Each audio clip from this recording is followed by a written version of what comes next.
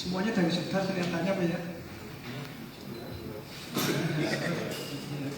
Ini saya tak bicara karena saya berdiri di atas dua kaki saya satu di Dekopinda, yang satu di Sedar juga begitu. Nama saya Saheri, kalau unit asal saya dari KPRI Sedar. Ngapunten? Saheri dari KPRI Sedar. Iya, dari Sedar. Dan juga mewakili dari Dekopinda Kabupaten Banjarnegara. Ini yang pertama, karena tadi saya ikut di real, di perdagangan. Di tempat kami juga sudah mengadakan seperti itu, hanya terkait dengan pengadaan barang. Ya, karena di tempat kami itu ada 3 outlet yang pertokoan itu, namun dari 3 outlet itu di sisi distributor itu punya wilayah di pendistribusian, sehingga kami tidak bisa bekerja sama dengan satu distributor saja. Sebagai contoh, yang satu di Sigaluh itu ternyata wilayahnya Wonosobo, yang satunya di Kaliwinasu di Klampok itu wilayah Purwokerto, dan ada yang wilayah Purbolinggo gitu. Sehingga untuk tiga outlet punya wilayah distributor yang berbeda-beda, sehingga tidak bisa menembus pada distributor yang satu untuk pengadaan semua tempat begitu. Apakah ada solusi misalnya kalau yang di sini seperti apa? Artinya bisa menembus dengan harga yang murah sehingga kita bisa jualnya murah dan itu akan diburu oleh konsumen begitu.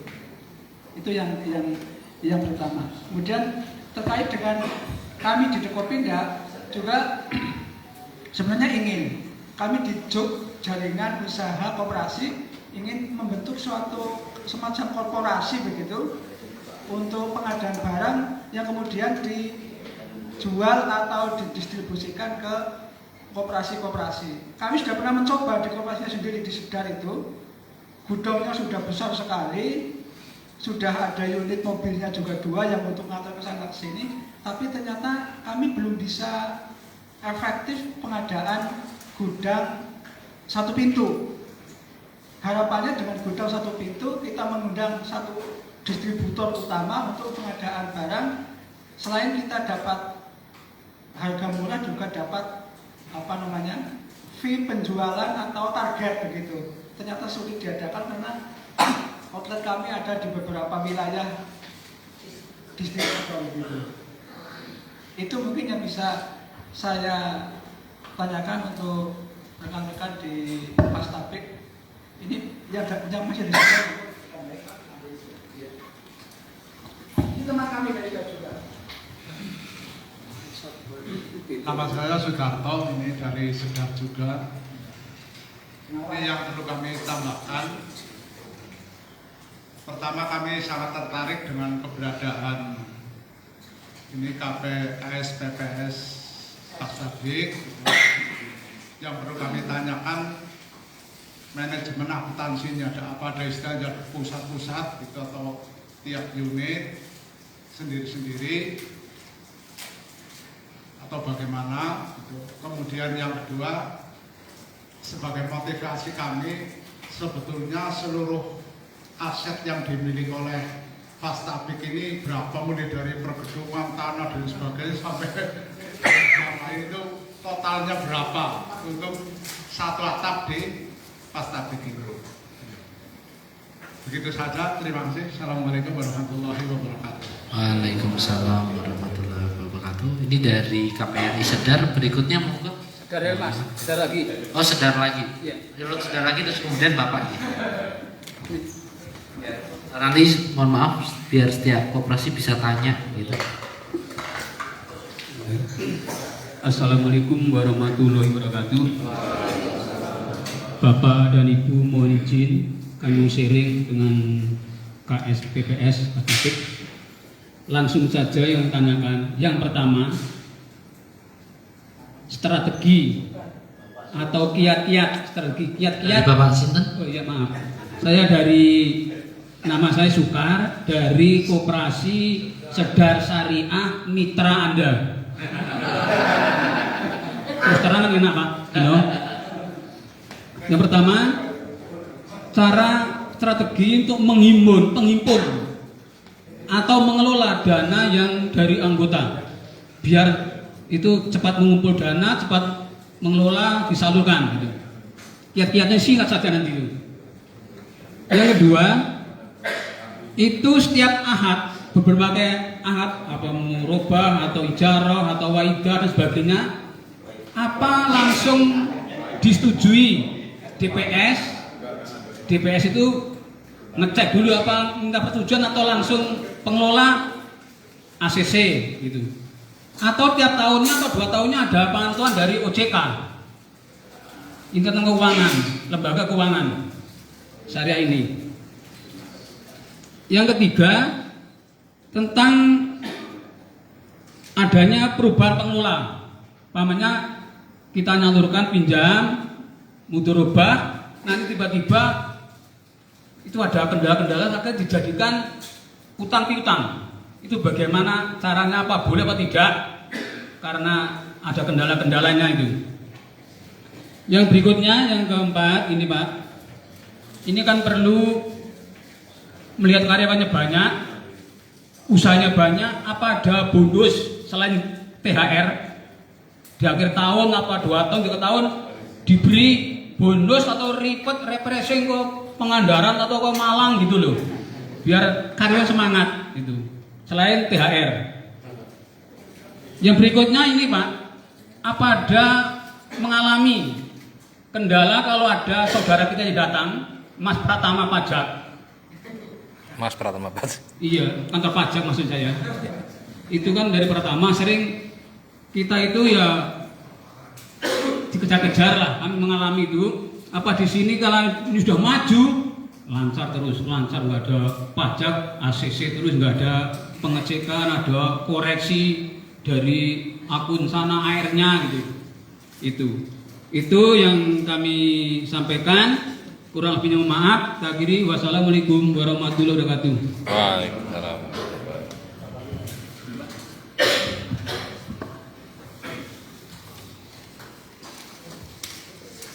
Assalamualaikum warahmatullahi wabarakatuh. Nama saya Purwoto dari BMT Al-Islah KSPPS Kecamatan Karangkobar Kabupaten Banjarnegara. Bahwa latar belakang kami dari BMT sudah berdiri kurang lebih 26 tahun dan termasuk saya pendirinya di dalamnya. Posisi saya sekarang sebagai pengurus. Yang ingin saya tanyakan, karena kita sudah berbadan koperasi harus ada usaha lain. Bagaimana nanti tentang sudah punya wacana akan mendirikan usaha marah. Fasilitas tanah sudah punya di pinggir jalan, namun yang saya tanyakan tentang penggajian dan modalnya nanti untuk mendirikan itu seperti apa dan sebagainya. Yang pertama. Pertanyaan yang kedua, karena kita menurut lafal di awal itu kan malnya itu kan baitul mal duluan. Namun kenyataannya kita praktekkan dari dulu itu belum bisa maksimal. Bahkan sampai sekarang belum bisa mandiri. Artinya karyawan yang khusus untuk ngurusi mal belum ada, masih digabung dengan yang ngurusi tanwilnya. Bagaimana nanti jurus-jurus bisa kita memandirikan malnya seperti halnya panjenengan sini dilaksanakan, karena di sana masih batas internal dari anggota maupun pengurus itu belum mampu untuk menggali keluar. Dan yang saya tanyakan nanti jurusnya supaya nanti kita bisa melangkah lebih maksimal seperti apa. Barangkali seperti itu, 2 pertanyaan saja. Akhirul qaul, assalamualaikum warahmatullahi wabarakatuh. Waalaikumsalam warahmatullahi wabarakatuh. Baik, terima kasih atas pertanyaannya. Mohon maaf tadi agak mengulangi kembali dari KPRI Sedar. Berhubungan dengan sektor real, tentu akan ada distributor perdagangan termasuk gudang. Nah, itu strateginya bagaimana ini? Karena kan akan berhubungan dengan distributor, distributor, kemudian pedagang gudang, sales gitu. Kemudian yang kedua terkait sistem informasi akuntansinya begitu. Itu bagaimana? Kemudian yang keempat, kalau boleh tahu tadi berapa total aset yang sebenarnya dimiliki saat ini. Kemudian strategi funding atau penghimpunannya, strategi pengelolaan uang yang telah terhimpun. Kemudian apakah setiap transaksi itu dicek DPS atau dibentuk sampel oleh DPS? Kemudian bagaimana apabila terjadi perpindahan akad itu diperbolehkan atau tidak? Kemudian apakah ada bonus selain THR gitu tadi? Bisa jalan-jalan atau kemana gitu ya tadi. Kemudian yang terakhir yang agak biasanya ditakutin itu terkait pajak. Kemudian kalau dari PMT Al-Islah juga anggota PBMTI ya, kalau PMT Al-Islah, PBMTI juga. Ini adalah terkait penggajian dan modal untuk unit usaha. Itu bagaimana? Kemudian strategi Baitul Mal biar mulai mandiri gitu, mengurus zakat, infak, sedekah dan wakaf. Bapak dipersilahkan.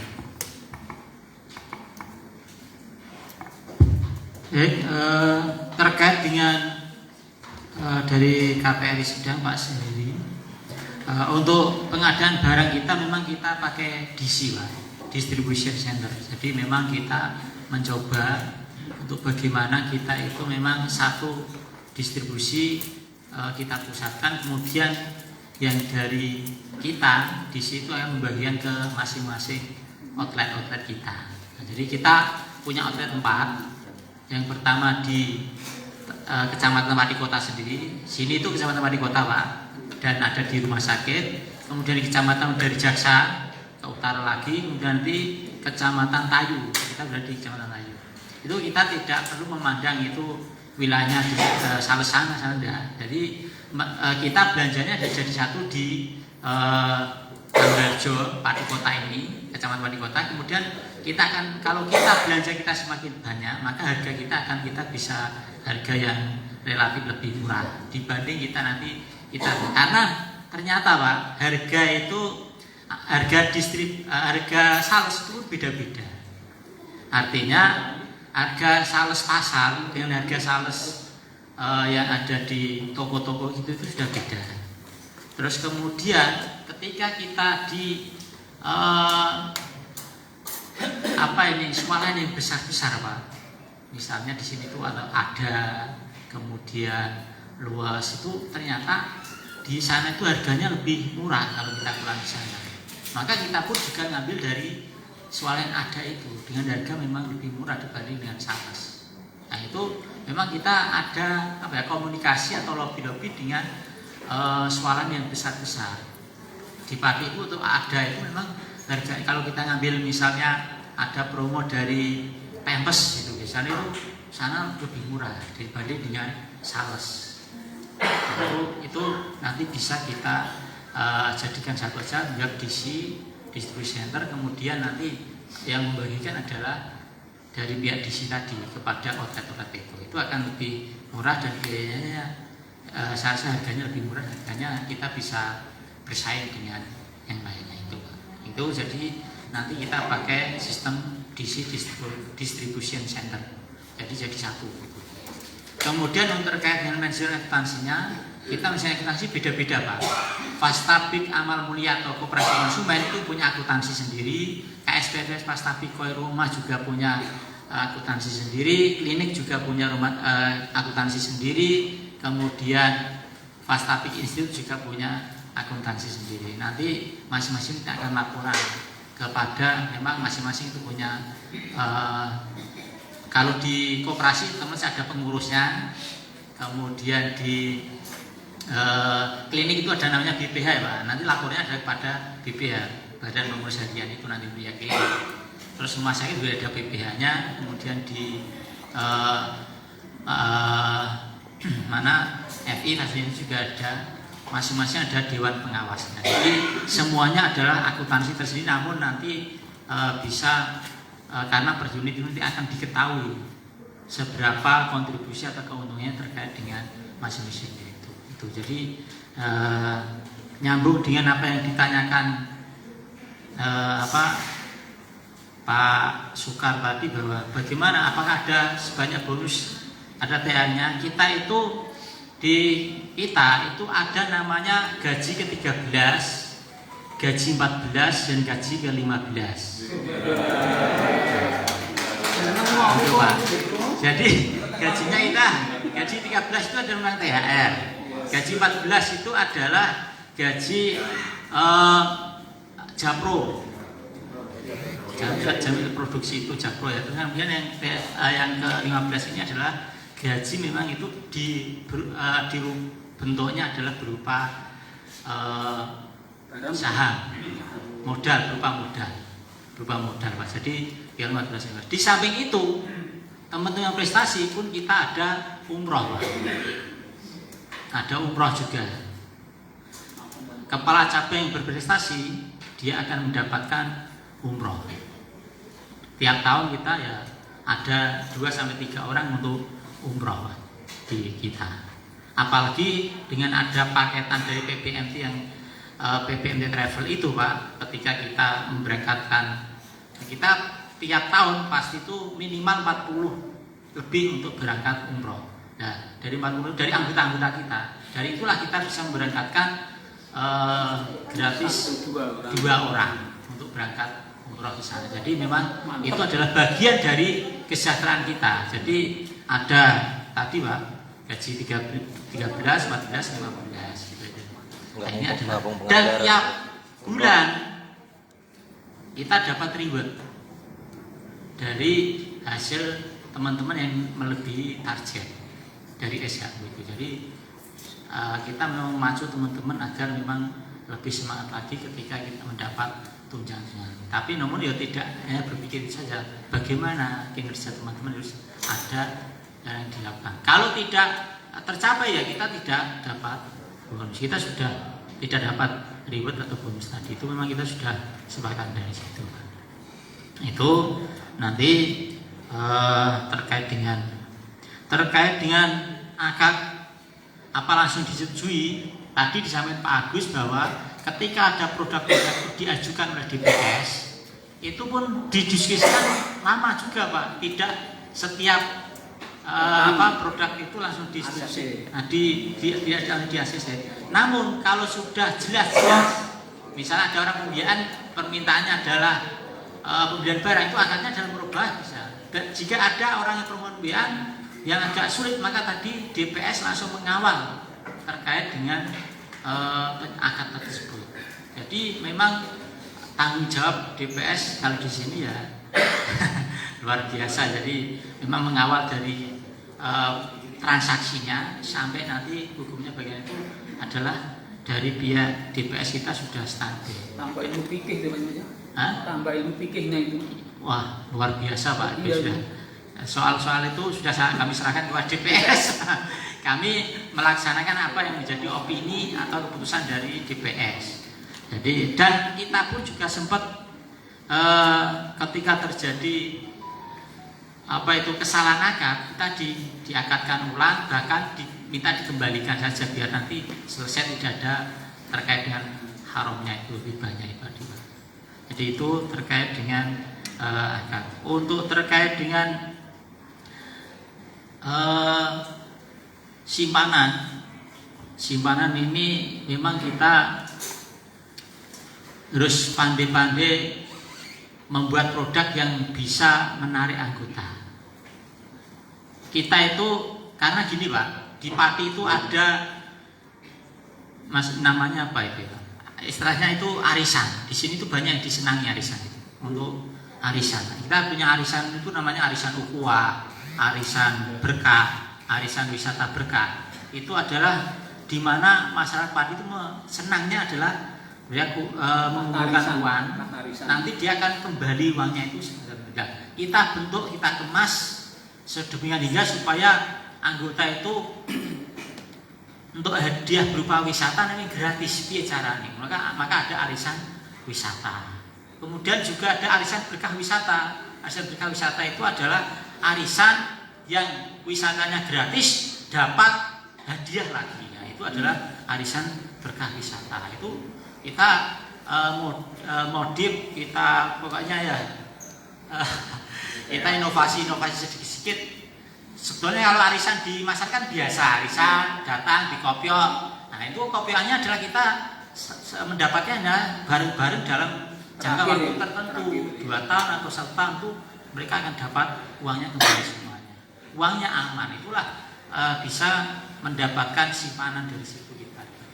Ini, tapi kita juga harus berhitung karena 2 tahun nanti uang kita harus diambil secara besar-besaran. Namun hal itu pun juga kita bisa antisipasi, ternyata yang diambil itu hanya 50%, yang 50% masih mengendap di kita. Itu mungkin di Banjarnegara beda lagi. Kalau kita kan masyarakat kita senang model arisan. Jadi simpanan-simpanan itu harus kita sesuaikan baik di masyarakat yang ada, yang menarik apa. Itu mungkin di sana kalau ada simpanan untuk persiapan nikah buat apa gitu kan bisa juga kan. Ini contoh saja. Jadi memang kita dalam menangani hubungan simpanan itu banyak cara-cara yang kita pakai. Dalam hal ini ada kita sesuaikan dengan kebutuhan atau kesehatan masyarakat yang ada di lingkungan sekitar. Apalagi Pak, pajak. Kalau pajak kebetulan kita punya setiap tahun pasti ya Pak Agus, kita pasti akan dioyak-oyak oleh kita. Itu sebenarnya sudah tertib bayar pajak secara terpenuhi semuanya karena pajak kita cukup banyak. Namun kita itu ganti AR pasti ada yang surat cinta lagi ke kita. Gitu. Saya yakin di mana-mana pun Bapak Ibu sudah pahamlah hal itu. Maka kita punya konsultan pajak. Punya orang yang netral terhadap itu, kita punya itu untuk apa? Minta petunjuk-petunjuk agar kita itu bisa aman bagaimana itu kita harus punya. Itu untuk sebagai konsultasi saja gitu. Itu jadi terkait dengan pajak itu dimanapun kita pasti punya usaha apapun itu pajak gue sama bosok ini pilih Pak. Wah terututi. Ya gitu Pak, ditututi ya usaha apa ditututi Pak pajak yang namanya pajak itu karena negara kita memang ya butuh pajak dari kita. Cara bahasanya kita ke kamar mandi aja kita itu ada pajaknya gitu. Sekarang itu di toilet yang di pom bensin itu pajak 2000 pasti dan itu masuk. Mungkin itu Pak penggajian untuk bagaimana penggajian dan